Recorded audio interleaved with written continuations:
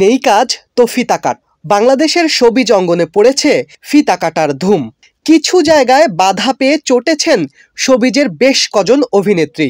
স্থানীয়রা অভিনেত্রীদের ফিতা কাটায় বাধা দিয়েছেন। সেই তালিকায় রয়েছে চিত্রনায়িকা পরীমনির নাম।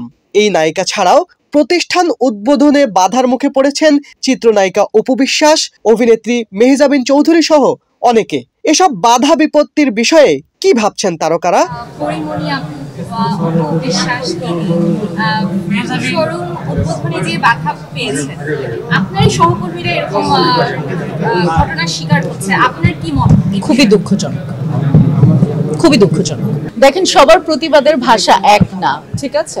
আমি একজন শিল্পী, আমার প্রতিবাদের ভাষা আসলে আর্টে প্রকাশ পাবে, চিৎকার করে না। এটা আসলে আমি এটা নিয়ে কমেন্ট করতে চাই না। এটা আসলে খুবই সেন্সিটিভ একটা ইস্যু।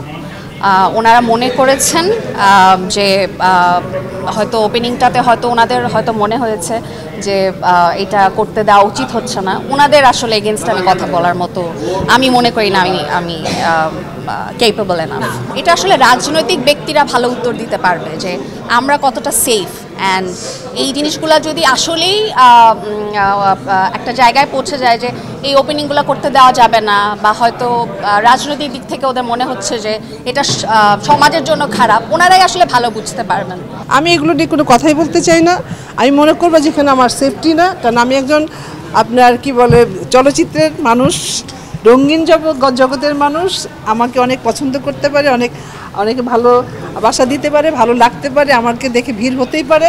যদি দেখি যে আমার জন্য সেই জায়গাটা সেফ না, আমি সেখানে যাব না, কখনোই যাব। এখন চুপ করে থাকার সময় চুপ করে থাকি, ওটাই বেটার হবে।